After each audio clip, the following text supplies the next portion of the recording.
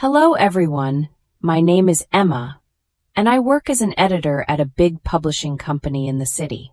I make about $70,000 a year and have always been financially independent. Life has always been busy for me, trying to meet deadlines while also finding time for myself. Maybe that's why I never really got into dating. I enjoyed spending time alone, whether it was with a good book or taking a quiet walk in the park near my apartment.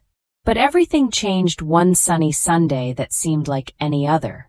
I was deep into a podcast, walking along without a care in the world. The park was full of people, kids running around and pets playing. I must have lost track of where I was walking because the next thing I knew, a guy on a bicycle almost ran into me. "Watch out!"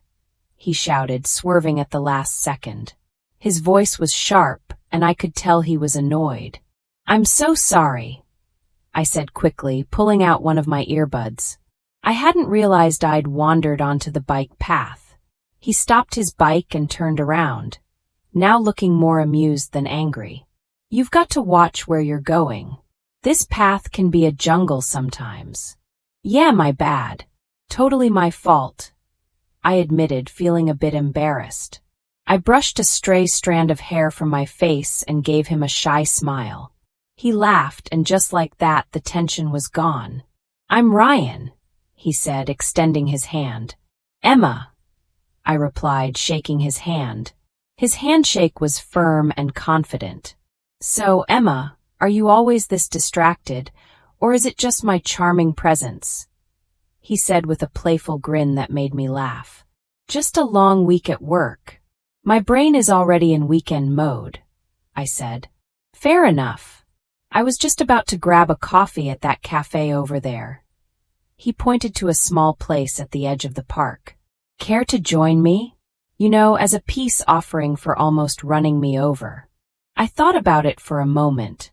He seemed nice, and honestly, I was curious. Sure, I could use a coffee. Why not? It might even make for a good story, I said as we walked to the cafe. Ryan was easy to talk to. He told me about his job at a car sales company, earning around $45,000 a year, and how he liked spending his weekends biking or hanging out with friends. He wasn't from the city and had moved here because he thought it offered more opportunities. "Big city dreams and all that," he said with a smirk. I shared a bit about my job too, explaining how I loved books and turned that passion into a career that paid $70,000 a year. "It's better than being stuck in a cubicle doing something you hate," I added. We reached the cafe and ordered our coffees. While we waited, I realized how comfortable I felt around him.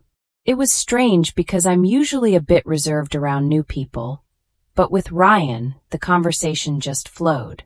After meeting Ryan, we started hanging out more. He was funny and easygoing, but it wasn't long before I started noticing little things that bothered me. At first, it was nothing major, just small comments here and there that made me raise an eyebrow. One Sunday, we went out for dinner, and somehow the topic of careers and family came up. We were just chatting about work and life, nothing serious, or so I thought. "So, how's the book world treating you?" Ryan asked, taking a sip of his beer. "Busy as always. Deadlines don't stop for anyone," I replied, poking at my salad. "Yeah, I get that, but you wouldn't want to be stuck in that forever, right?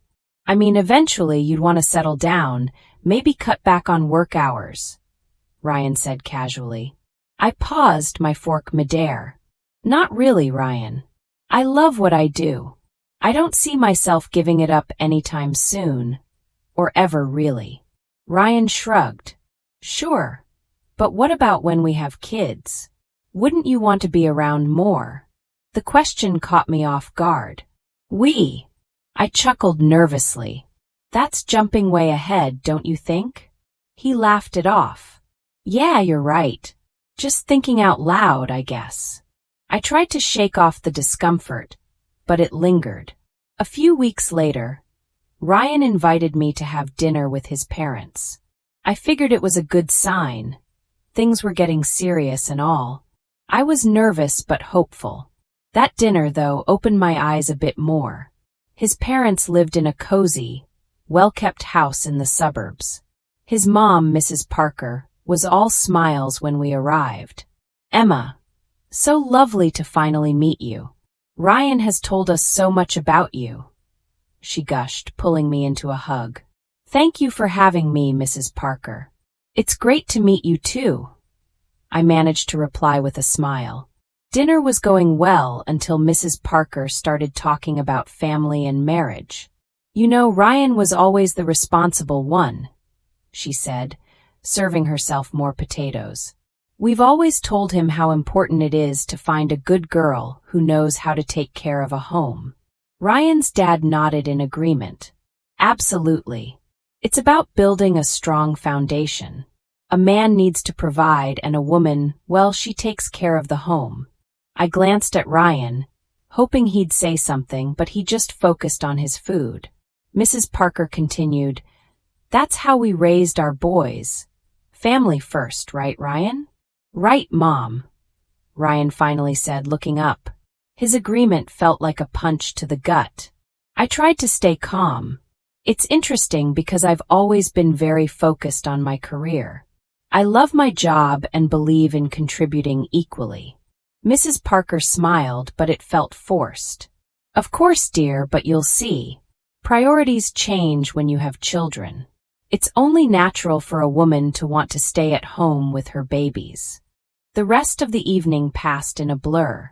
We left shortly after dinner, and the drive home was tense. I broke the silence. "Your mom has some strong opinions about family roles. Do you feel the same way?"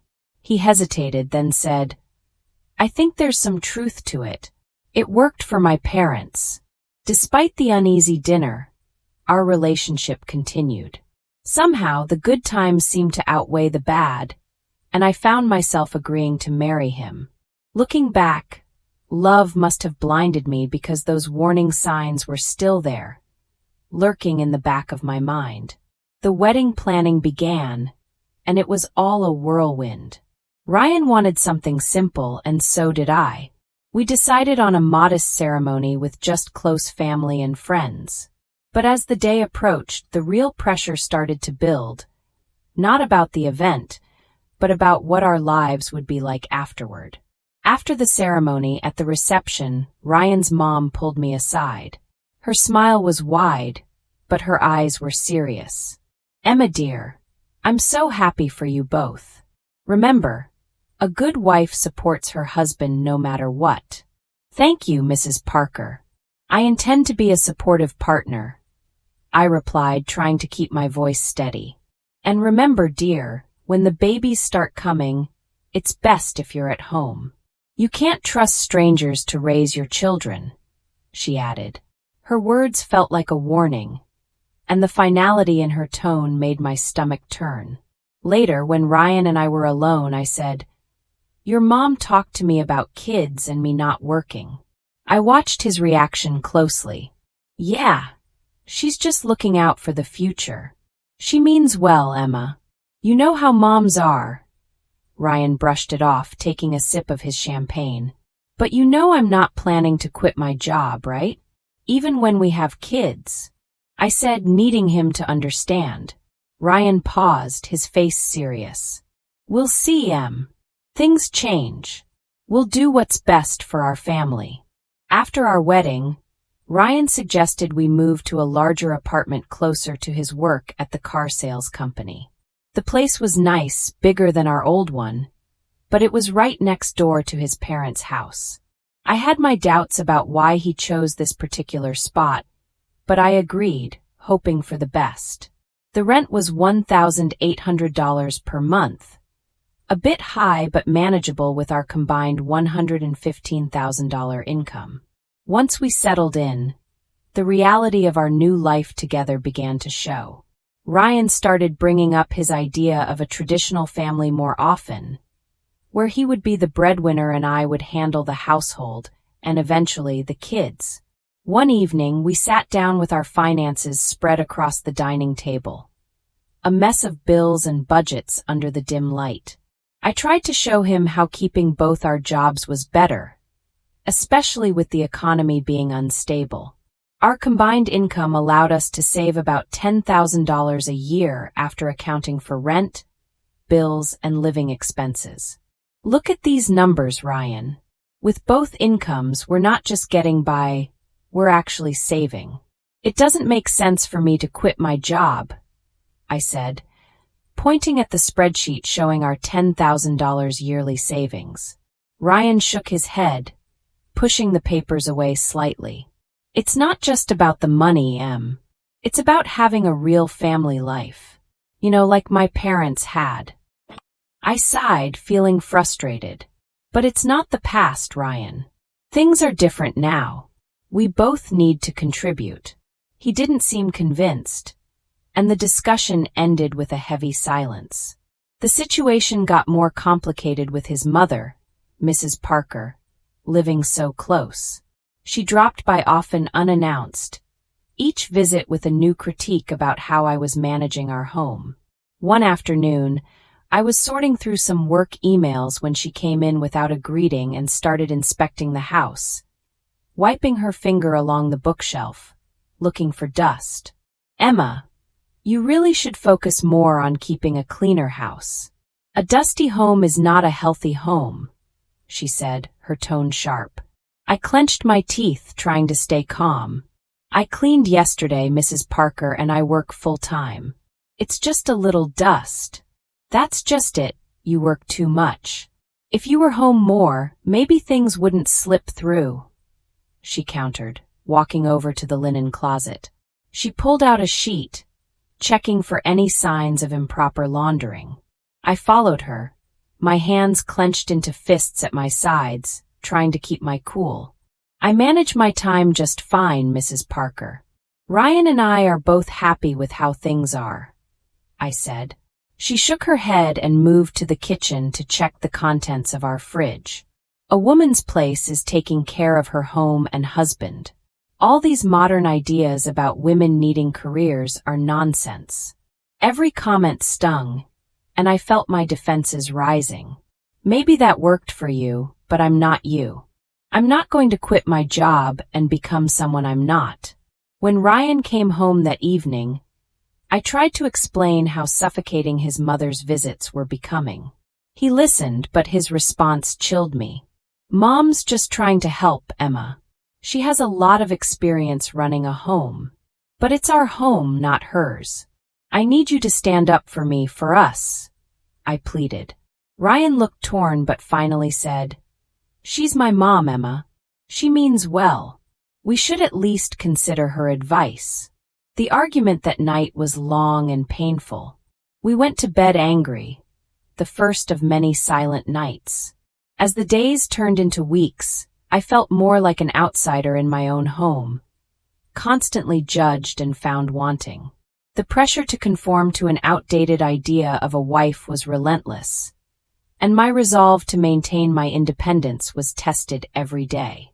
As the months passed, Ryan's complaints about me not doing enough at home started to increase. He would come home from work, look around with a scowl, and comment on the dusty shelves or the dinner that was either too bland or overcooked because I had rushed it after a long day at the publishing house. His favorite phrase became, "If you can't manage both, maybe you shouldn't be working." One evening, after a particularly harsh critique of some slightly undercooked pasta, Ryan let it drop. "Emma, I'm serious. If you can't meet me halfway and take care of the house properly, maybe we should rethink this whole arrangement," he said, implying that divorce was on the table. I still loved Ryan, despite everything, and I didn't want our marriage to fail over this. So I made a decision that pained me deeply. The next day, I talked to my boss, Olivia, about quitting my job to become a full-time housewife. Olivia was shocked and tried to persuade me otherwise. "Emma, you're one of our best. Are you sure about this?" she asked, concern clear on her face. "I don't see any other way, Olivia. I have to try to make things work at home," I replied, feeling defeated. Olivia, always trying to find a solution, suggested a compromise. What if you could work from home and manage your projects remotely? It's becoming more common now, and you wouldn't have to quit. The idea felt like a lifeline. I agreed to the arrangement but decided not to tell Ryan. Instead, I told him I had resigned. He was overjoyed, thinking I had chosen our home life over my career. So I started my new life as a housewife, seeing Ryan off to work each morning and greeting him when he came home. But as soon as he left, I would power up my laptop and dive into my editing work. It was a strange double life, but it worked. The $4,000 monthly salary I earned from my remote job, I secretly saved in a separate bank account, just in case. Over 5 months, I saved $20,000, building a safety net for myself without Ryan's knowledge. However, living on just Ryan's $3,750 monthly salary was tougher than we thought, despite my best efforts to save money. 5 months later, we were struggling financially. I tried to bring up the topic gently. Ryan, I think it might be necessary for me to go back to work. We're running through our savings too fast. Ryan's reaction was swift and angry. That's because you're spending too much. You need to learn how to save properly, he snapped. I was stunned. I hadn't bought anything for myself in months, and always looked for the cheapest deals at the supermarket. His words hurt deeply, and I felt a mix of anger and humiliation. The next day, his mother came over with the intention of teaching me how to budget. She dragged me to the store and pointed out the cheapest, often lowest quality products. Buy these, Emma. Stop wasting money on expensive stuff, she lectured as we walked down the aisles. Back home, she showed me how to dilute dish soap to make it last longer. You use too much. You need to make do with less, she instructed in a patronizing tone. She even started checking my receipts, scolding me for any purchase she deemed unnecessary. Why are you buying this? Just stick to basics, she would say, shaking her head in disapproval. Living like this was unbearable. Every day felt more suffocating than the last. I was losing my sense of self to their imposed austerity, living under constant scrutiny.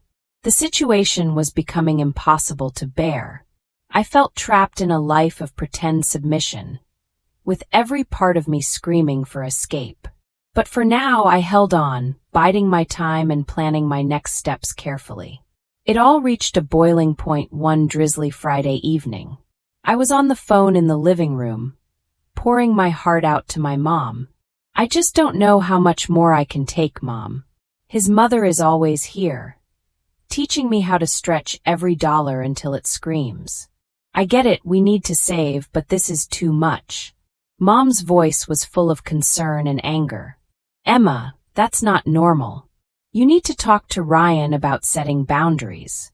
It's your home too, not just his or his mother's playground. I nodded, feeling a bit stronger with my mom's support. But just as I was starting to feel better, Ryan stormed in from the other room, his face red with anger. He must have heard me complaining. He snatched the phone right out of my hand. A wife shouldn't be complaining about her husband and mother-in-law like some street gossip.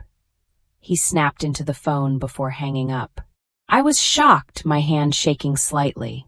Ryan, you can't just grab my phone and talk to my mom like that. Oh, I can't. Maybe if you had some respect for us, I wouldn't have to, he retorted, his voice rising. I could see the veins in his neck bulging. Ryan, listen to yourself. Can't you see this isn't healthy? I pleaded, hoping to reach some part of him that remembered what love felt like. But he was beyond reason. Healthy? My mom was right. I should never have married you. He spat, his words cutting deeper than I expected. That's enough, Ryan. I'm your wife, not some puppet you and your mom can control. I shot back, my anger flaring.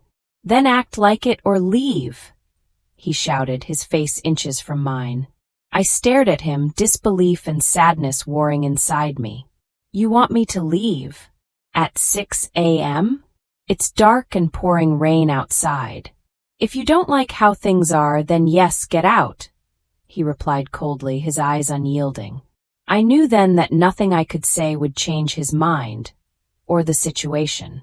Shaking, I grabbed a few essentials, my laptop, some clothes, and my phone.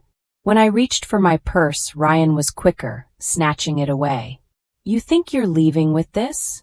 I earned this money, not you. Fine, keep it, I said, my voice hollow. I couldn't believe this was happening. I called a taxi and waited by the door, my heart pounding. The taxi pulled up, and I stepped out into the cold night air, drenched by the rain. As I climbed into the car, a strange calm settled over me. I was doing this, I was leaving. Later, at the hotel, as I lay in the unfamiliar bed, I felt a mix of emotions. But amidst all the chaos, I felt a wave of relief. Despite everything, I hadn't quit my job, and my secret savings account, which Ryan didn't know about, was now my lifeline. As dawn broke, I got up, the weight of my decision heavy on my mind. Today was the day I would take control back. I had an appointment with a lawyer to talk about filing for divorce. It felt surreal, like I was living someone else's life. The lawyer's office was a simple, unremarkable place, tucked between a row of old brick buildings. Inside, Mr. Baker, my lawyer, was a straightforward man who didn't waste any time. Let's get down to business, he said as soon as I sat down. You're here to file for divorce, correct? Yes, I confirmed, my voice steadier than I expected. I can't go back to the way things were. Mr. Baker nodded seriously. All right, I'll need all the details, any joint accounts, property, anything that needs untangling. We spent the next hour going over everything. He explained the legal process, what I could expect, and what my rights were. He was thorough, making sure I understood each step before preparing the necessary documents. You'll need to serve these to your husband, he instructed, as he handed me the envelope, sealed with a stamp that felt like the seal on my old life. With the divorce papers in hand, I went back to the apartment I had shared with Ryan. He was still asleep, probably exhausted from last night's argument. The apartment felt different as I packed my things. Each item I put away marked the end of another shared chapter. By the time I finished packing, Ryan was waking up. He wandered into the kitchen, bleary-eyed and clearly confused to see my bags piled by the door. What's going on? He mumbled, scratching his head. I didn't have much to say, just actions to take. Instead of answering, I handed him the envelope. These are for you, I said, my voice calm despite the emotions swirling inside. Ryan tore open the envelope, a frown forming as he read the contents. Divorce. He laughed, disbelief in his tone. You think you can just walk out, and everything will be all right? He looked up from the papers, his eyes cold. Come back when you're ready to apologize, and maybe I'll consider taking you back. But remember, you'll have to listen to my mother from now on. The absurdity of his words almost made me laugh, but I held it back. I'm not coming back, Ryan. We're done. As I walked out of that apartment, the air felt different, crisper, almost hopeful. I went straight to the new place I had rented just days before. It was small, costing $1,200 a month, but it was mine, a space where I could start fresh. Every step I took felt heavy, but it also felt right. A few weeks after moving in, I was back at the office, fully diving into the whirlwind of publishing deadlines and meetings with authors. Being around my colleagues again and feeling the familiar rush of an approaching deadline reignited a spark in me that I thought I had lost. Days at the office blended into weeks, and before I knew it, I was back in my groove, managing manuscripts and deadlines with a new sense of purpose. The challenges I had faced in my personal life had given me a fresh perspective, and it felt really good to be back. The familiar world of texts and typos was more comforting than I had imagined. During this time, I reconnected with old friends, people who knew me long before Ryan. We met for drinks after work and shared meals on weekends. Slowly, I started to feel more like myself than I had in years. The laughter and light-hearted teasing grounded me, and in their company, I rediscovered parts of myself I had forgotten. A few months into this new phase, I received an unexpected call from Ryan. His voice was awkward and tinged with desperation. "Hey, I got laid off. Things are pretty rough," he started, stumbling over his words.